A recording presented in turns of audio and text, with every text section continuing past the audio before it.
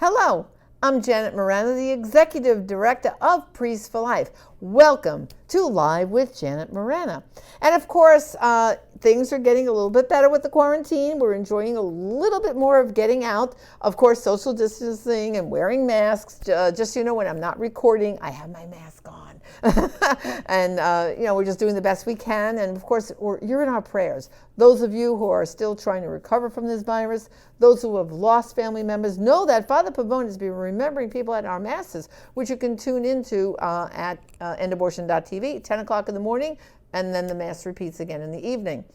Well, today we're going back into our archive to another great show from the Gospel of Life shows that Father and I did for Sky Angel. Today we're going to have two guests on the show. We have Jim Bopp, who's a great attorney who knows about what churches can do and lets us see that they're not as restricted as they think. And then we're going to have a quick interview from Congressman Chris Smith. And he gives you some good advice that once you elect those pro-life officials, how to stay in contact with them. So let's take a look at that show right now. The church and politics. Are we as restricted as we think? Find out next on Gospel of Life.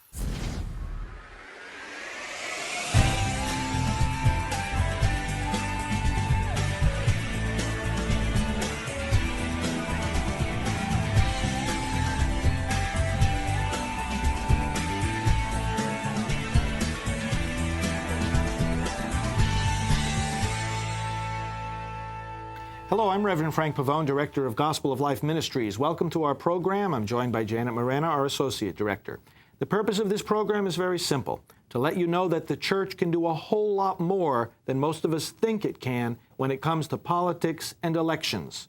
And there's a lot that is not getting done simply because we tie ourselves up in knots of our own making, fears, misunderstandings of the law, and unfortunately we're subject to some pretty bad advice that's going around being given to pastors and bishops and churches regarding what the law says about what we can do. In this segment, besides the conversation that Janet and I will have, you will hear and see a clip from the nation's foremost expert on this area of tax law, James Bopp, who is legal counsel for such groups as National Right to Life and also assists us at Gospel of Life Ministries with his legal expertise. So, Janet, we have seen across the country so many pastors thinking that they cannot say things about abortion just because it's a political issue. And, of course, we're not just talking to pastors here. We're talking to the average Christian in the pews because this affects them, too, and they can bring this message back to those who are running these churches. That's right. And first of all, like you just said, the average Christian in the pew, well, certainly, while the pastor can't get up in the pulpit and endorse a specific candidate, the people in the pews certainly can. And should. And should. And if you know that this is a pro-life candidate running for office, well, for goodness sakes, at your next prayer group meeting, bring it to everyone's attention, or a quiet practice. Don't be silent. You have a right to go out there and say those things. But with the pastors, they think they have to skip the subject altogether. There's no reason why they can't get up in that pulpit and talk about the fact that abortion and euthanasia are the primary issues when looking at a candidate. And we have, two candidates running, and I'm asking you to do your homework, brothers and sisters, and look to see where your candidate stands on these life issues. Well, let's take, for example, what you just said, all right? A pastor says that. The difference here is between issue advocacy and candidate advocacy. Now, there is a very clear prohibition on the part of for churches who are tax exempt to actually get up in the pulpit and say, "I endorse John Smith. Vote for him in the next election." But that's clear. I mean, you don't wonder whether you've said it or not. You know what I mean? If you're going to get up and say, and vote for John Smith in an election, you're not going to later on say, did I really say that, or did I not say that, or did I maybe say that? It's clear cut. It's straight and straightforward. But what you just said, brothers and sisters, these are issues you have to consider when you look at a candidate. This is the taking of life. Government has to protect life. That's issue advocacy. The church always has the freedom to say that, always. And there is absolutely no law against saying that, even when you're in the heat of an election where one candidate is obviously pro-abortion and the other one is pro-life. I've been told that by saying we have to vote for pro-life candidates, by saying that you have to see whether a candidate is going to protect life, that I was favoring the Republican candidates. And I said, listen, if tomorrow the parties switched their positions on abortion, if tomorrow the candidates in a particular race swapped positions on abortion, what would change about my message? Right. And the answer is nothing. The other thing, too, is you have to realize that in the Republican Party, there are pro-life candidates and there are pro-abortion candidates. The Democrat Party, there are pro-life Democrats. Matter of fact, there's a group called Democrats for Life. Right. And there are pro-abortion Democrats. So this is why we're saying you have to do your homework. You have to see where that candidate lines up on these issues. And that's the candidate, as a Christian, you should be supporting. You should not be walking into the voting booth and voting for any candidate who is supporting child killing and the damage that abortion's doing to women. You've got to really do your homework on this subject. Well, and we're talking about voter guides, too. You know, too many pastors are afraid to put the voter guides out. There's no reason why you can't put a voter guide up that really shows the issues and lines up the two candidates where they stand on the issue. It's perfectly legal. Well, let's listen to what Jim Bopp said in a recent interview he did with us. He covers a series of different points. Right. And does so very well, and then we'll come back. Let's listen to Jim. Well, Father, as you know, many organizations communicate about issues, the abortion issue, the traditional marriage. Many different issues are discussed that are matters of public policy. And we know that discussion of issues can or has the potential of influencing elections. As a result, the Supreme Court has adopted a restrictive test in order to protect the right of citizens and citizens groups to talk about issues, while at the same time identifying a narrow category of speech that is subject to government regulation. And that's the express advocacy test. And so what that means is that people and organizations are free to discuss issues that concern them, free to discuss what governmental officials are doing about those issues in office, or the positions of candidates on those issues, as long as they do not expressly advocate the election or defeat of a clearly identified candidate. When you do that, and you're a group, certain federal election laws apply. Well, I just mentioned the express advocacy test that has been applied by the U.S. Supreme Court to federal and state election laws in order to protect our ability to discuss issues. Unfortunately, there has not been similar court decisions in the area of the Internal Revenue Code. So the Internal Revenue Code, with respect to limiting the ability of charities to engage in political intervention, which they are prohibited as C3s from doing. The IRS standards, at least as they articulate them, are broader and vaguer. It's more difficult for the average citizen or the average group or church to understand. Therefore, it is necessary, and there have been efforts to try to get the IRS to adopt more bright lines so that citizens will know, and churches and organizations that are exempt under 501c3 will know when they are engaged in an activity that intervenes in a political campaign. So there is some vagueness there. There's some what we call overbreadth. That is, the standards that are used are hard to understand and hard to apply. But there's also some good news in terms of the very limited circumstances in which the IRS has enforced these rules. Even though their standards seem to be broader and vaguer, the IRS has been very reticent to apply these standards as broadly as people might interpret their standards to be. In fact, the only circumstances in which churches have lost their tax-exempt status for having intervened in a political campaign is when they have used church money and given it to a candidate, when they have passed the hat at a church service to raise money for a candidate, or when church funds have been used to expressly advocate the election or defeat of a candidate.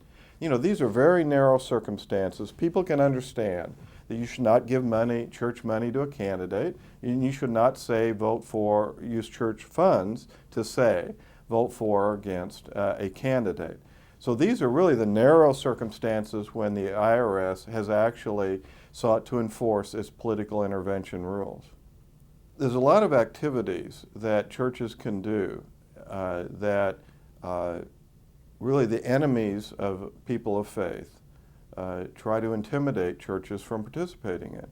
Things like discussing the abortion issue in the context of an election, or having a public official come to a church service or a candidate be introduced or speak, of course, without the candidate being endorsed, or distributing nonpartisan voter guides where the positions of candidates are simply explained.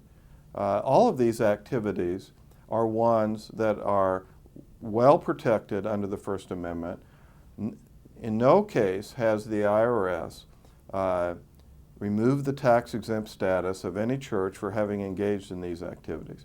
But they are activities that people who are the enemies of people of faith, who want to preclude people of faith from participating in our democratic process, often try to get churches not to do.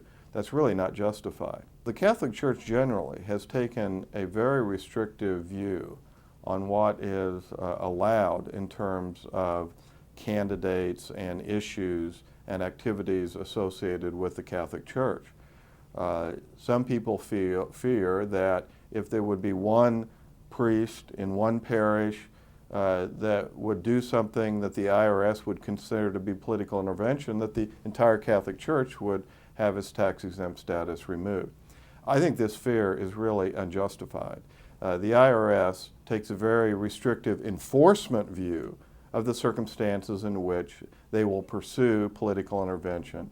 And the idea that the entire Catholic Church would have its tax-exempt status removed, I just think is beyond the pale.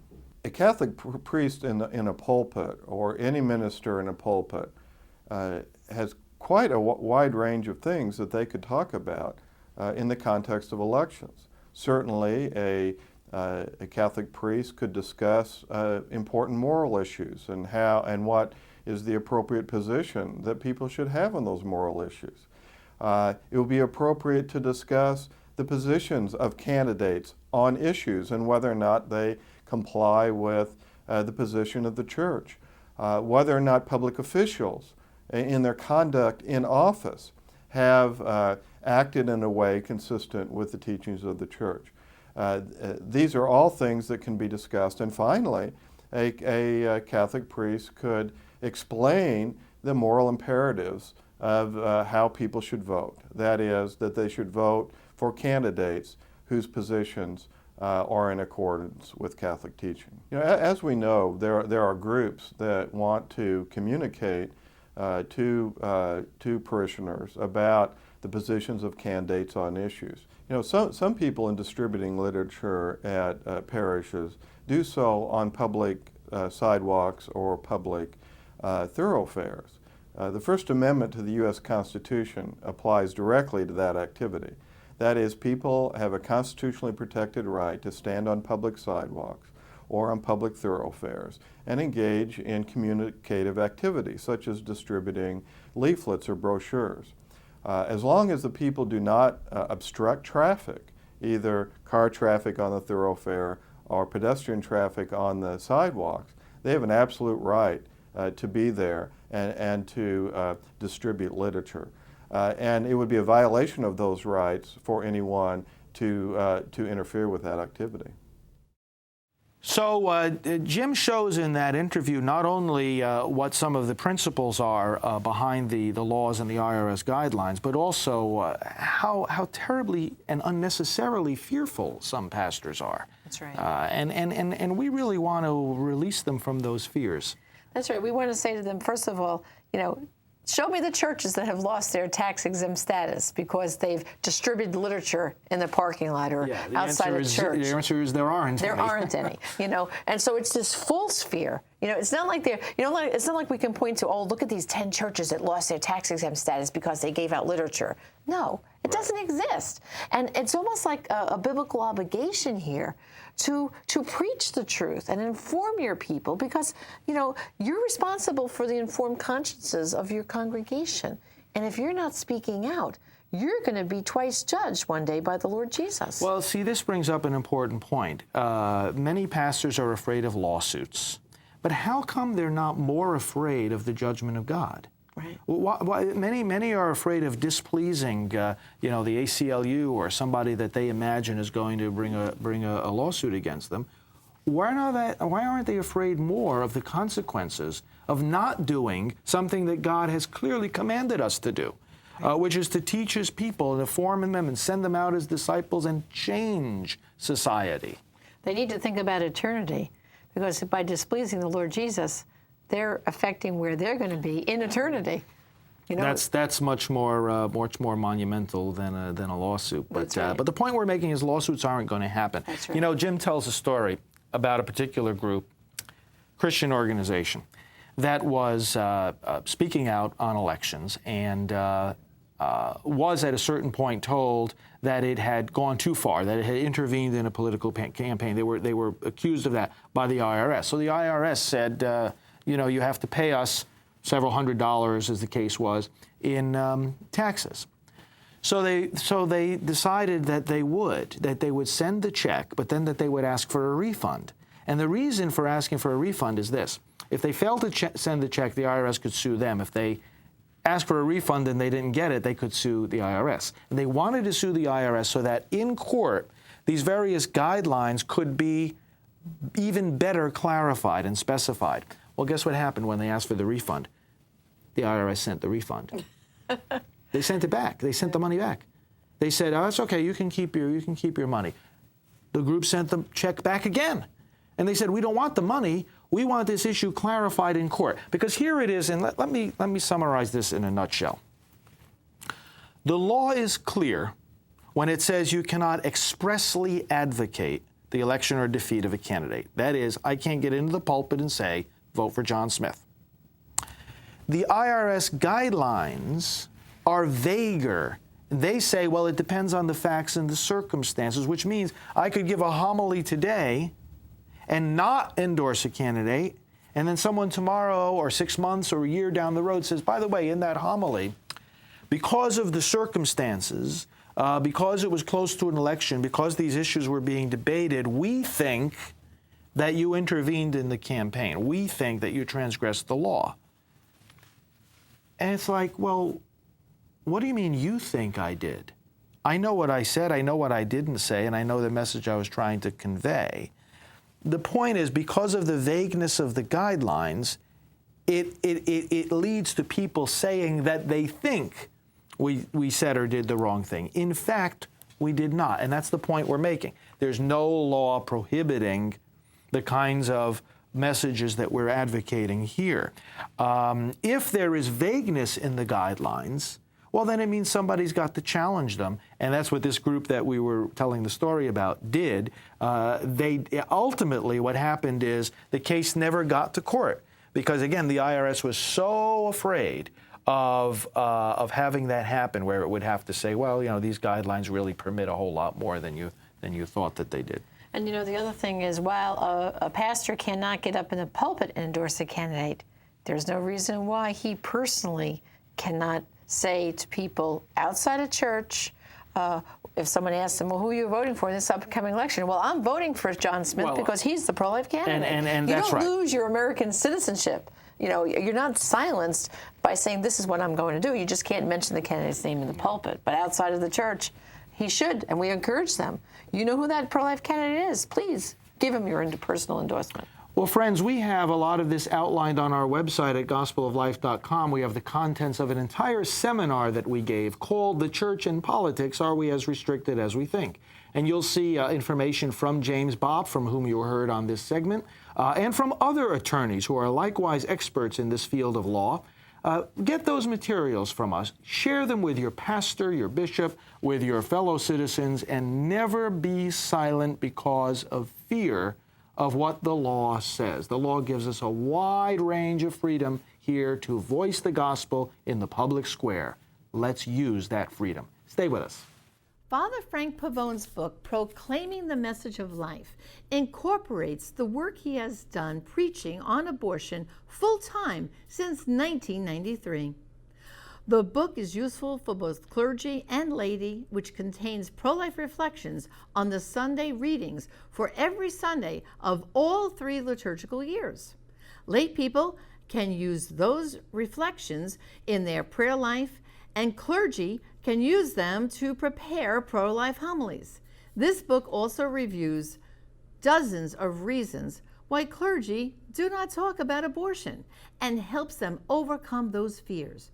Endorsed by clergy like Father Mitch Pacwa, Father John Trujillo, and Deacon Harold Burke Sivers, this book is a clear call to preach on the most urgent moral problem of our day. It is a great gift to your priests and deacons. Don't forget, treat yourself to a copy as well. You can order it at our online store at prolifeproducts.org and ask for Proclaiming the Message of Life, or just give us a call at 321-500-1000. Again, go to prolifeproducts.org or call us at 321-500-1000. Thank you.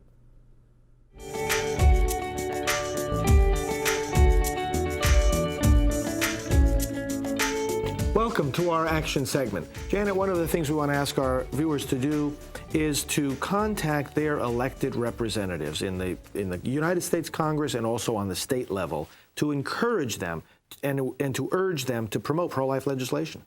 That's right, because, just recently in the elections, we had great victories for moral values. Christians showed up at the voting booth. But now that they showed up and voted, we just don't want them to sit around till the next election. We want them actively engaged in communicating with their representatives. And the representatives themselves tell us how important and valuable that communication is. And we're going to share with our viewers a clip now from Congressman Chris Smith, one of the great pro-life heroes in the United States Congress. And let's listen to what he has to say about the importance of lobbying. Contacting people in their district offices is very often overlooked by advocacy groups. They feel like, got to go to Washington, or I have to send my fax to Washington. Well, that works. But when you make your contact in the home district, it says to the individual, these are my locals. This isn't some national organization contacting me. These are people who came into my office or wrote me in my office at home. And I think it has an even greater impact on the individual congressman or senator. Right, because sure, if you're saying this is a home office, that means they live in your district, which means they're eligible to either vote you in or vote you out of office next time. It also tells the individual office holder, they know where your home office is. Everyone knows Washington, U.S. Capitol. You can send something to the Capitol and it gets to the individual. To know where the different district offices is shows a slightly higher level of sophistication. When you do a very well-written and particularly if you have a presentation, lay it out in good, solid detail, that can persuade people. I think a lot of people don't understand how important persuasion is.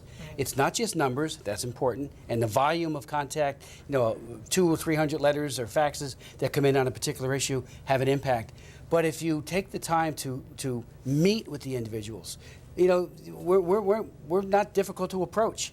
And even if you get to meet with staff because the member has some appointments and can't make it, staff have a very, very high degree of influence on their individual member. And if they think, if you stray or go in the opposite direction, there may be a penalty, they may stay on the straight and narrow and vote the right way. The one thing that all politicians understand are penalties. Will this hurt me in my next election? Right. So I think volume of contact, quality of contact, frequency, like I said, volume being the number, all of those things taken together can make a big difference.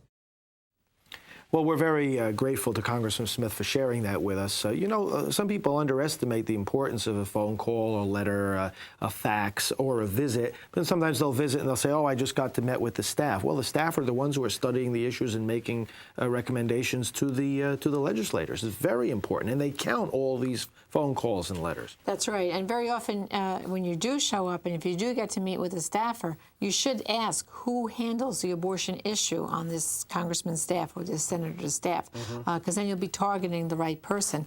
And it's very often, you got to remember, first of all, the staffers have that congressman or senator's ear all the time. And because they're so busy, they rely on that staffer to funnel information to them. So never be discouraged if you go to, and I also encourage you to go to their local office. It's easier for you to get to than Washington. Your local office is really paid more attention to than what happens in Washington. The reason being is they realize this is someone who voted me into office. They live in my home district, and they're going to pay more attention. Well, also, when we're talking about the big moral issues of the day, it does make more of an impact when those calls come into the local office, because usually, a lot of times they're dealing with, most of the time, local phenomena. But when it's a big national issue and the local office gets calls, they tell the people in Washington and they talk about it. That's right. So we need our Christians to not just get involved on Election Day, but stay involved throughout the year. Well, thank you, brothers and sisters, for joining us. Please. Welcome back. And of course, you saw about that wonderful resource we have for the clergy to help them to preach more effectively. First of all, Proclaiming the Message for Life is the name of the book Father Pavone wrote. And it starts off, by giving them a few chapters of discussing priest to priest why we're afraid to preach on the life issue and why we should preach on the life issue. And it dispels some of the common myths and fears. But then what Father does is he gives all the homily hints for all the Sundays throughout the liturgical year, cycles A, B, and C. And like I said in that offer, I'd love to send it to you to give as a gift to your priest or deacon. It's a great preaching tool. So just send us an email at orders@priestforlife.org. Tell us, and in fact, Father would personally autograph it for your priest, like to Father Bill, God bless you, Father Pavone. So if you'd like that added in, just let us know again at orders@priestforlife.org. And of course, you know how important this election year is, and we need your help. Father Frank and I really, really, really need your help. We're asking for volunteers to go to prolifevolunteer.com. Again, that's prolifevolunteer.com. Sign up on that forum. And we need lots of help with things like voter registration. We could show you how to do that among just your family and friends. Making sure all us like-minded pro-lifers are properly registered to vote, because on this election, every vote is going to count. And then throughout the remainder from now to Election Day, we have a lot more things we need help with. Getting out the vote, and also helping people if they need to do early voting or absentee balloting. And of course, literature distribution. We have some wonderful literature we would love to send you to get out there to your family and friends. So again, our staff member, we have a full-time staff member helping with political outreach. His name is Byron White. And Byron would love to hear from you. So would I, and so would Father Pavone. So again, go to prolifevolunteer.com. Thank you, and God bless.